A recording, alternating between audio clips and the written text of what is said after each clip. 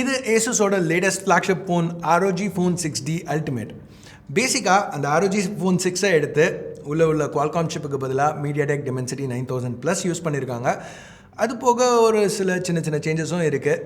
அது எல்லாத்தையுமே இந்த வீடியோவில் பார்ப்போம். அது மட்டும் இல்லாமல் இன்னும் முக்கியமாக Dimensity 9000 Plus-ஆல் Qualcomm Snapdragon 8 Plus Gen 1ஓட கம்பீட் பண்ண முடியுமா? Mediatek, Qualcomm பல வருஷமாக பார்த்துட்ருக்கோம். Mediatek-ஆல் Qualcomm-ஓட ஃப்ளாக்ஷிப் சிப்ஸை அடிக்க முடியல. பட் இங்கே இம்ப்ளிமெண்டேஷன் எப்படி இருக்குது, கிட்டத்தட்ட கம்பேரபிளாவது இருக்கா, இந்த வீடியோவில் பார்ப்போம். ஹே கைஸ், என் பேர் ஆஷ். நீங்கள் பார்த்துட்டு இருக்கிறது C4 Tech தமிழ். வீடியோ பிடிச்சிருந்துச்சுன்னா மறக்காமல் கீழே இருக்க தம்ஸ் அப் பட்டன், சப்ஸ்கிரைப், பெல் ஐகான்ஸ் அதெல்லாம் ப்ரெஸ் பண்ணுங்கள். இப்போ நம்ம வீடியோக்கு போவோம். என்னோட ROG Phone 6 Pro அன்பாக்சிங் பார்த்துருந்தீங்கன்னா அதே அன்பாக்சிங் எக்ஸ்பீரியன்ஸ் தான் இங்கேயும். கொஞ்சம் பாக்ஸ் அடி வாங்கிடுது, ஏன்னா இன்டர்நேஷ்னல் ஷிப்பிங்கில் என்ன பண்ணுறது. எனிவே, ஓப்பன் பண்ணோன்னா உள்ள இந்த AR செட்டப் கார்டு இருக்குது. ROG Phone 6 Pro வீடியோவில் இதை பார்த்துருப்பீங்க. அடுத்து ROG Phone 6Dக்கு வருவோம். பேசிக்காக இந்த ஃபோனில் 99% எல்லாமே ROG Phone 6 தான். ஸோ என்ஹான்ஸ் ஃபீல் எதுவுமே வித்தியாசம் இல்லை. ஸோ இப்போ அந்த ஸ்டிக்கரை ரிமூவ் பண்ணலாம்.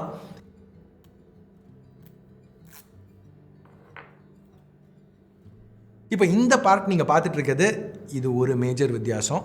இதுக்கு வருவோம். பாக்ஸில் வேறு என்ன இருக்குன்னு பார்த்தீங்கன்னா, இந்த பிளாக் இன்சர்ட்டில் ஒரு சிம் டூல், அப்புறம் கேஸ் இன்க்ளூட் பண்ணியிருக்காங்க.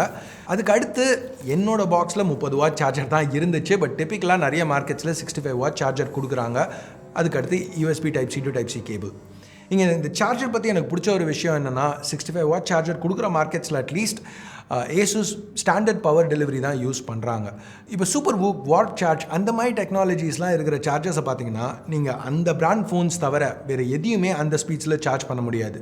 But power delivery standard use பண்ணுறதுனால மேபி உங்கள்கிட்ட ஒரு ஸ்டீம் டெக் இருக்குது, இல்லை ஏதாவது ஒரு அல்ட்ரா போர்ட்டபிள் லேப்டாப் யூஸ் பண்ணிட்டு இருக்கீங்கன்னா கூட இந்த சார்ஜரை யூஸ் பண்ணி, என்னோட சார்ஜரில் இந்த 30 வாட்ஸ், பட் டிப்பிக்கலாக Asus ப்ரொவைட் பண்ணுற 65 வாட் சார்ஜரை யூஸ் பண்ணி அந்த எல்லா டிவைசஸையும் சார்ஜ் பண்ண முடியும். ஸோ அது ஒரு சின்ன பாசிட்டிவ்.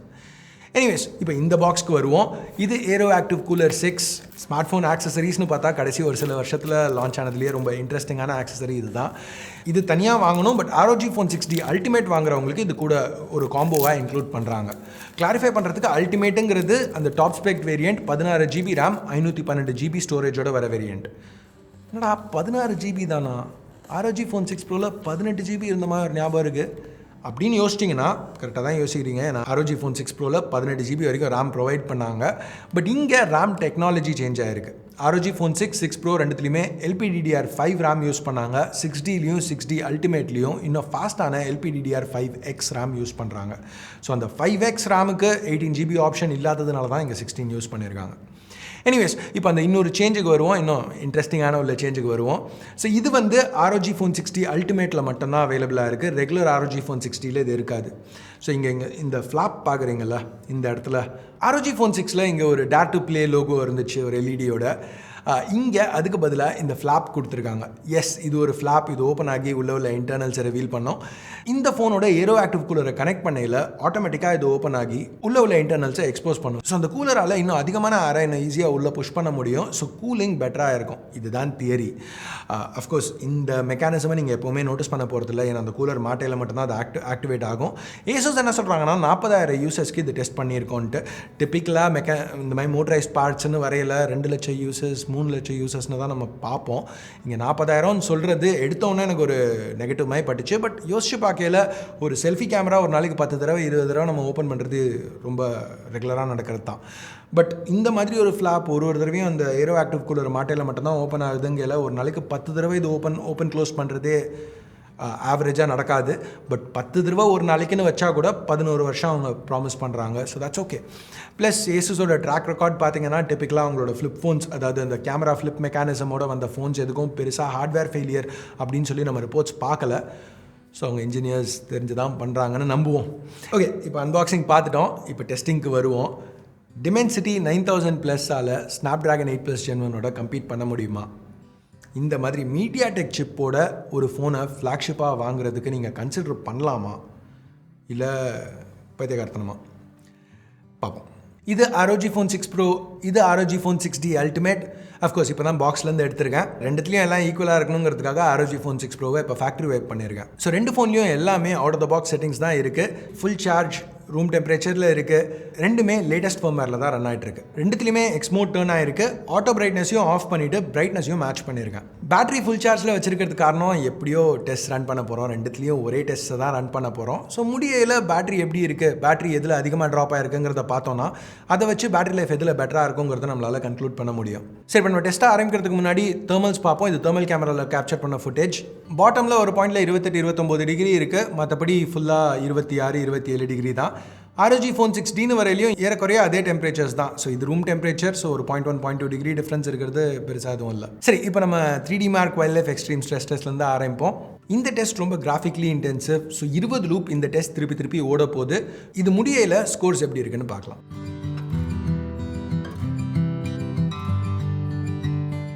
ஓகே, இப்போ டெஸ்ட் முடிஞ்சிச்சு. ரெண்டுத்துலேயும் ஒரே அளவு தான் பேட்டரி பாக்கி இருக்குது, 87%. அஃப்கோர்ஸ் GPU நம்பர்ஸ் கொஞ்சம் ROG 6 Proவில் பெட்டராக இருக்குது. ஏன்னா எப்போவுமே டிப்பிக்கலாக Qualcomm சிப்ஸில் அந்த Adreno GPU கொஞ்சம் பெட்டராக பர்ஃபார்ம் பண்ணும். ஆனால் இங்கே ஹைலைட் அந்த ஸ்டெபிலிட்டி ஸ்கோர்ஸ் தான். டெம்பரேச்சர்ஸ்னு வரையில் திருப்பி தமிழ் கேமரா ஃபுட்டேஜ். இது ROG Phone 6 Pro. ஒரு பாயிண்டில் 36 டிகிரி இருக்குது. ROG Phone 6D அல்டிமேட்லேயும் ஏறக்குறைய அதே டெம்பரேச்சர்ஸ் தான். பெருசாக எந்த வித்தியாசமும் இருக்க மாதிரி தெரில. சரி, இப்போ பேக்கில் பார்ப்போம். ஒரு பாயிண்டில் 35.6 டிகிரிஸ் இருக்குது.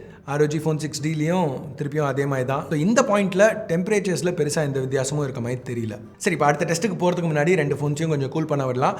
இங்கே நோட் பண்ண வேண்டிய ஒரு விஷயம் என்னென்னா, wild life extreme stress test ரொம்ப ஸ்ட்ரெஸ்ஃபுல்லான ஒரு ஸ்ட்ரெஸ் டெஸ்ட். ஏன்னா இப்போ சில பிராண்ட் ஃபோன்ஸ்லாம் எடுத்துக்கிட்டிங்கன்னா, இப்போ ஷாமியோட ஃப்ளாக்ஷிப்ஸ் எடுத்துக்கிட்டிங்கன்னா, இந்த டெஸ்ட்டை கம்ப்ளீட் கூட பண்ணாது. ஒரு 2-3 லூப்ஸ் ரன் ஆனதுக்கப்புறம் ஓவர் ஹீட்டிங்னு எரர் தான் காமிக்கும். ஸோ இந்த மாதிரி ஒரு டெஸ்ட்லையும் 99% ஸ்டெபிலிட்டி, அதாவது 20 லூப்புக்கு அப்புறமும் ஸ்டார்டிங்கில் இருந்த பெர்ஃபார்மன்ஸ் 99% ரீட்டைன் ஆயிருக்கு அப்படிங்கிறது ரொம்பவே இம்ப்ரெசிவான ஒரு விஷயம். ஓகே, இப்போ ஃபோன்ஸ் கூல் ஆகிடுச்சு.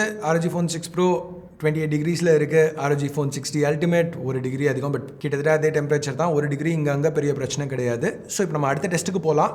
Geek Bench 5.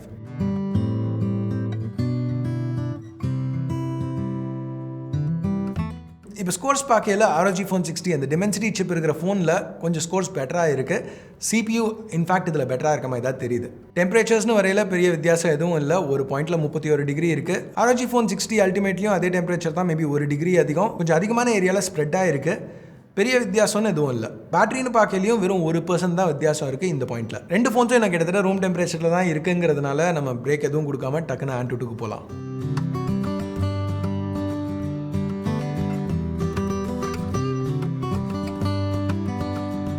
ஸோ இங்கே ஸ்கோர்ஸ் ரொம்பவே க்ளோஸாக இருக்குது. பட் நம்ம கொஞ்சம் க்ளோஸாக பார்த்தோன்னா நோட் பண்ணுற விஷயம், CPU ஸ்கோர்ஸ் 6Dயில் பெட்டராக இருக்குது. இது எதிர்பார்த்தது தான். ஏன்னா Dimensity 9000+ ஸ்டாக் ஸ்பீட்ஸோட கூட இங்கே ஓவர் கிளாக் பண்ணியிருக்காங்க Asus. அந்த பெரிய X2 கோர் 5% ஓவர் கிளாக் ஆகிருக்கு.